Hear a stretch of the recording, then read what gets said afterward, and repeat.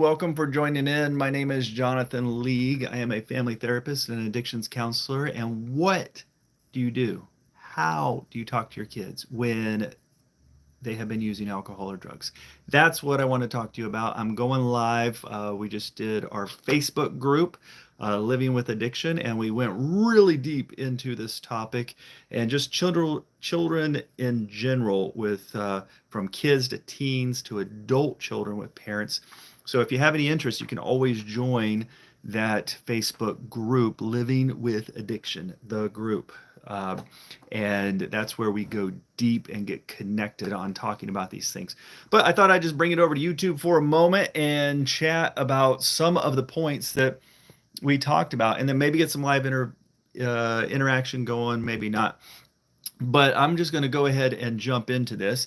And sorry, I was trying to adjust the screen. Oops. But I don't think it's going to happen. So I'm just going to get into this because most of this is for the people who like to watch this on replay. I've been doing this on Tuesday nights. And so here we go. What to say to your children, your teens, when they have been using alcohol and drugs. All right. So the first thing I want to go over is a point that a lot of parents they're curious about and they ask me about. What's the difference between a teen who is experimenting with substances and a teen that's really into some problem use? Because we all know it's very normal for teens to experiment. They're learning about themselves, they're learning about the world, they're trying things, their brain is developing faster than ever. And it's very common for them to try things out, especially things that they see other people doing, including substances. Is it safe? Is it healthy? Usually not, but is it normal for experimentation to happen? Fairly. Doesn't mean every teen does that, but what we know is most do. So, how do you know when it's too much, when it's becoming a problem? Couple points to think about. Kind of think of them as red flags, okay? This is what I look at when I'm actually talking to a teen or talking to a parent about it. First of all, is their age. When did they first experiment? When did they first start using? If it was really early, like when I hear a teenager tell me they first tried as a kid, or 10, 11, 12, that's starting to be a red flag for me. Now, sometimes it happens, right? They get exposed to it, older siblings, whatever, they try something. That does happen. But if they use it multiple times at a really early age, that's a pretty big red flag. And what we know is the earlier that anyone starts using substances in their life, the more likely they are to be addicted. That's just science. That's just stats, what we know. So when they start really early and multiple times early, that's a good sign. Also, what is the reason behind it? So when a teen has trauma, they have abuse, they have a lot of emotional pain, a lot of psychological pain, and they're using to deal with that. They say things like, I use this to help me sleep at night, or not to worry as much, or it makes me feel better about who I am. That's a red flag, right? Because they're not just experimenting, it actually serves a purpose. So when we hear that, we want to pay attention to it. There's probably more of an issue going on here. And then the other area is the wow factor. All right. And the wow factor happens on two levels. One is a biological genetic reason.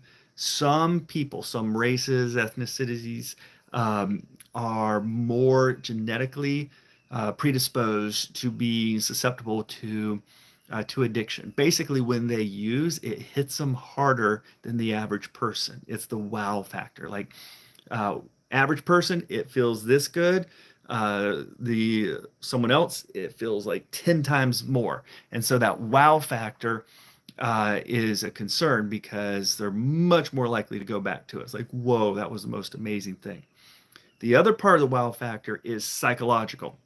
The person who is using, who is under a lot of stress, they have a lot of anxiety, a lot of self-doubt, a lot of whatever they're carrying, and they use, and they're like, wow, that's like the first time I wasn't worried. That was the first time I felt like I could talk to people. That was the first time uh, whatever, right? And so it has a psychological wow to it. And when you put the two of those together, biological plus psychological, and someone uses and they get the double wow, we're really concerned about that, because that's a person who is very, very likely to do what humans do. We repeat things that feel good. We repeat things that make us go, wow. So when we get the double wow, they're very likely to repeat. So that's part of what we're looking at. Why are they using? Difference between just experimenting. I just tried something. Okay, did that. Not going to do it again. Or maybe in the future, to someone's like, whoa, that was big. And then they're using it to cope. Okay. So beyond that, let's focus on those who it's more of a problem, right? We've determined this isn't just normal teenage experimentation. This is getting into a problem. Now, I'm going to kind of switch it into therapy mode. This is what I do. This is what I train the therapists that I supervise and in talking to kids about it.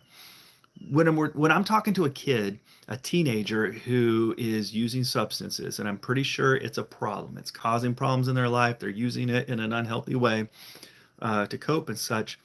I don't judge them. I don't tear them down. I don't want them to feel bad about themselves. I don't lecture them about all the do's and don'ts of, why it's good for you, why it's not. But we've pretty much proven over time that's ineffective with teenagers. And in fact, there's some evidence that we might even be increasing their likelihood of using just by lecturing and giving them all the facts, the health facts on it. Now, I don't take any of those approaches. I want to understand why they're using. I want to understand why it's good. One of the first things that I put on the table is, look, I get it. Drugs make you feel better. Alcohol makes you feel better. Substances, they make you feel better for a temporary period of time, right? Getting high feels good, right? So that's a big thing. Let's get that out of the way. I get that part of it. But beyond that, what is the reason that you are using, right? When did you start? When do you like to use? What does it do for you? What are the reasons? And I'm sincere. I really want to know what is going on and what this behavior is about, what this substance use is about, before we try to change it, before we do anything. Because if we don't understand what's behind it, we're probably going to miss the mark. We're probably not going to connect. If that teen doesn't feel heard and understood and cared for, it's not going any further. So whether that's your kid or someone else's kid, right? You've got to come at it from that perspective of empathy and understanding. Now, they still might not feel comfortable talking with you, right? They might not believe it, but that's the goal, right? You want them to know that you are truly trying to help them out. And teens, just like anyone else, want to be cared for. They want to be heard. So that's what we're going for there. And then from that point, we want to focus in on really connecting with what are better ways, what are healthier ways for them to get what they're trying to get, right? Relief from themselves, to get out of their head, whatever their focus is, right? We want to understand it. And actually, let me step back just a moment, because I get a lot of this from parents or others. They feel like if they take time to understand and validate the experience and why someone's doing what they're doing, why that teen is using, that they're agreeing, that they're saying that's okay. And that's not what we're doing. Yes, I want to get to a point in the conversation where I say, I get it. It makes sense to me, right? I understand why you're doing what you're doing. And because I want them to have that connection. Someone heard them, someone got connected with what they're doing. But I'm not saying I feel it's good for you. In fact, I'll follow it right after that. I'm like, okay, I get you. I get you why you're doing this, right? And it makes sense why you would try the way you're doing and why you're doing it. but I still don't think it's healthy for you. I ultimately think it's going to tear your life down. I think it's going to tear your health down. It's going to tear your relationships down. The things that you're trying to accomplish, it's just going to bring more heartache, more problems, more trouble with your parents and in your life, right? I really don't believe this is good. Uh, and let me tell you why. Let me tell you what this looks like in the future. If you continue to do this to fit in, if you continue to do this to avoid your anxiety, if you continue to do this to build your self-esteem, this is what it's going to look like. And I don't want that for you. Now, you might be skeptical because you've tried to talk to teens and they've blown you off. They won't listen to you. I've talked to hundreds, I'm not exaggerating, thousands of teens at this point. And on public stage and one-on-one and in small groups and over and over, I've seen those teens soften as soon as they realize that I actually care, I actually get them, and I'm not here to make them feel like crap. I'm not here to lecture them. I really am truly trying to help them. And I think that's where most parents miss it, right? Because they're so worried, they're so angry, they're so upset, and they just want to change their teens' behavior. So here's something you want to avoid. Parents come at these conversations um, with intentional or not, they're disappointed, right? They're disappointed, and that disappointment comes across like, I'm disappointed in you. And then they try to control. And that's what they lead with, right? I'm disappointed in you or because of you, and I want to control you. I want you to stop. That doesn't work. If you want to push a teen away quicker than anything, take that approach, right? They need to feel like you care and you really understand and you really want to help them. And then you focus on the what's in it for them. And that is what they really care about, right? How's this going to make my life better? How are things going to improve, right? That is what you're going for.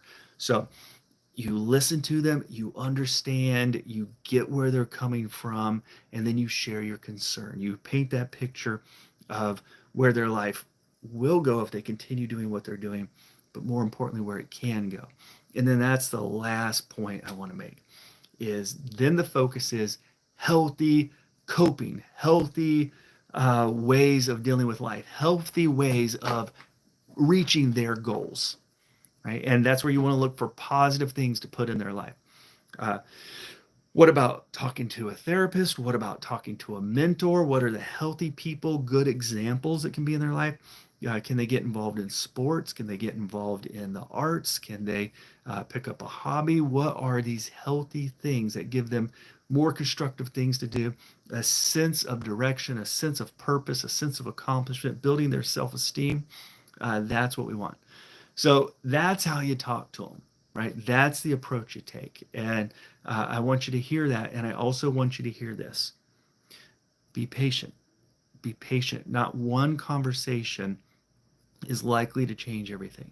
It's your willingness to come back. And if the conversation doesn't go well, right, you coming back, sometimes that even shows you care even more. Like, okay, sorry that didn't go well last time, but I still care. I still want to know what's going on with you, why you're doing what you're doing, how I can help. All right, so stay patient. You're awesome for caring about these kids and wanting to help them. If you need more support, more help, you can check out this channel. You can subscribe to this channel. You can join my Facebook group, Living with Addiction. Should pop up if you look with that. That's where we go really deep on these topics, and there's a sense of community. And you can also comment, send a message. I eventually get to those things. So, hey, you guys have a great rest of your day, night, morning, whenever you're watching this. And hopefully I'll talk to you soon. Take care.